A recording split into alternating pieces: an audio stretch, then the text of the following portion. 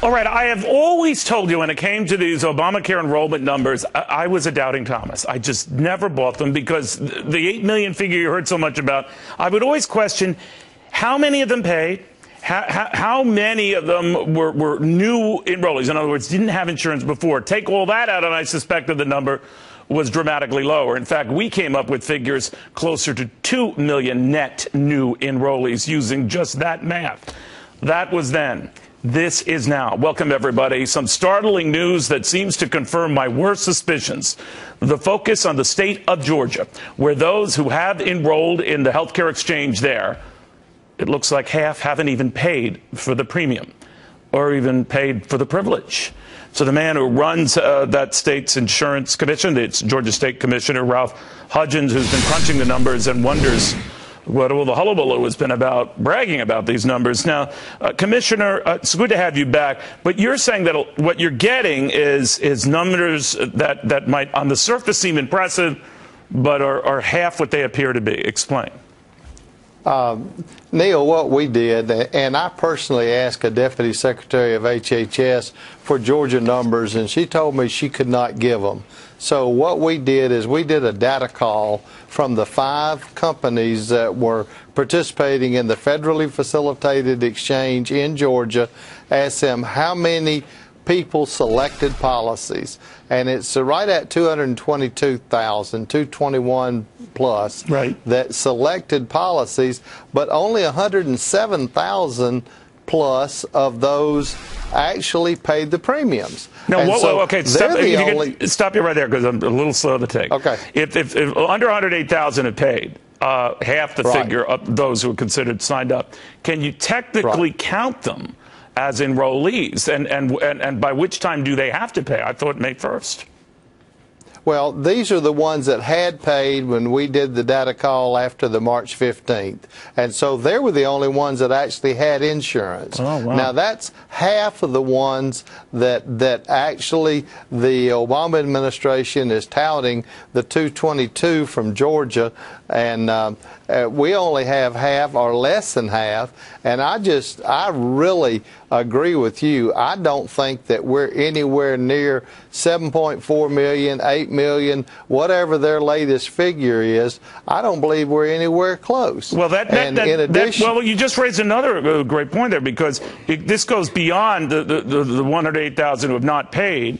By your math, 400,000 Georgians either have or will lose their insurance policies outright.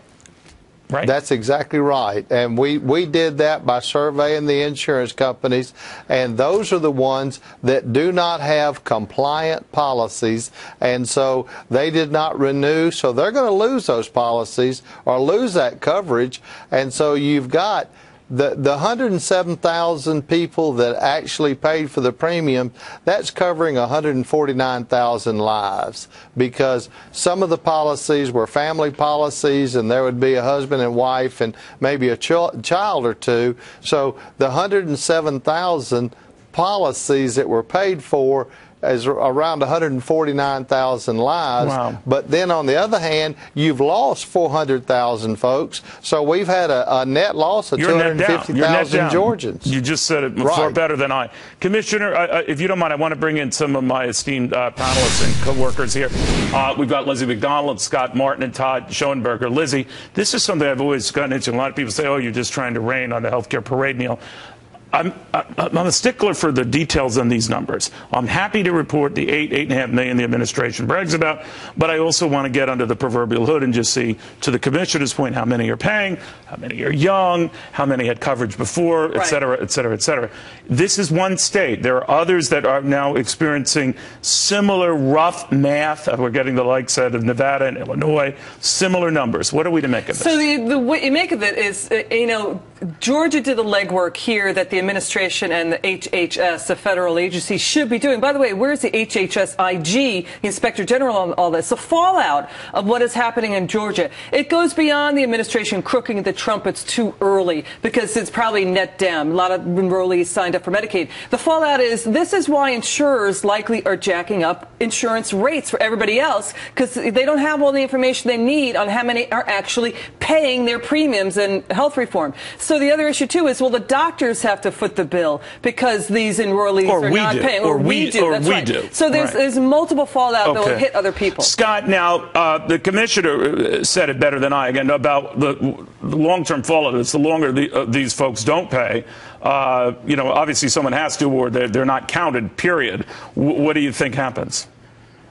I don't think they pay, Neil. I think EMAC brought up a really good point. The commissioner kind of hinted on it. This could be a net down number because if you look at the top states, Neil, where insurance premiums have appreciated as far as how they've gone up in price, Georgia's number 4 of all the states out there. So you're talking about a several %100 increase in premiums for people that are paying their insurance. They're not paying it. They can't afford it. That's the problem. I mean, if you look at surveys also on the ACA, the Affordable Care Act, 1/3 of Americans don't even understand what it is still. I mean, there's no way people are getting involved in this thing. Well, what I worry about, Todd, is just that scenario then, that the folks who think they have coverage, haven't paid for that coverage, certainly don't want to see that coverage yanked, but if they don't pay for it, I cannot see the government yanking that coverage, so someone's going to foot the bill, and I suspect it's going to be us.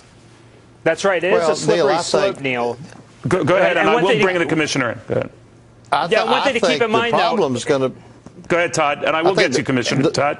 It is a slippery slope, though, Neil, because here's the thing. If you have people that think that they have coverage and they don't, and then they obviously are going to be, well, they're not even canceled. They actually aren't even, they're prohibited from actually going to see their doctor and having that paid for by Obamacare. Yeah. You're right. Will that be paid? I can't see the federal government pulling the plug on them. However, that's the danger about this, because this is not just a one-time deal. We have to expect that this type of fallout is going to continue for the rest of the year. Commissioner, I was very sorry to trump you there. What do you make of that? Is that a real threat? Oh, I think absolutely it's a threat, but I think that the providers are the ones that are going to suffer, because if the individual goes to the doctor's office and says, I have insurance through the exchange, and the doctor sees them, and while they're in there seeing the doctor, and they say, I'm sorry, you hadn't paid your premiums, you don't have any insurance, the doctor can't take his examination back, and the person's not going to be able to pay for it. Well, thank you, Commissioner, for bringing this to light. Georgia's just one state.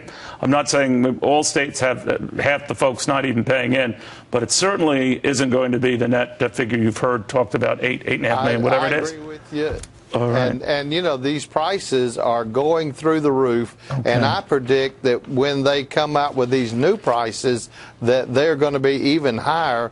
And if you want to talk about why, I can do that. Well, I do want to talk about why at another time, Commissioner, but thank you very, very much. You're on top of this, and someone had to crunch the numbers and look into it. I'm glad you did.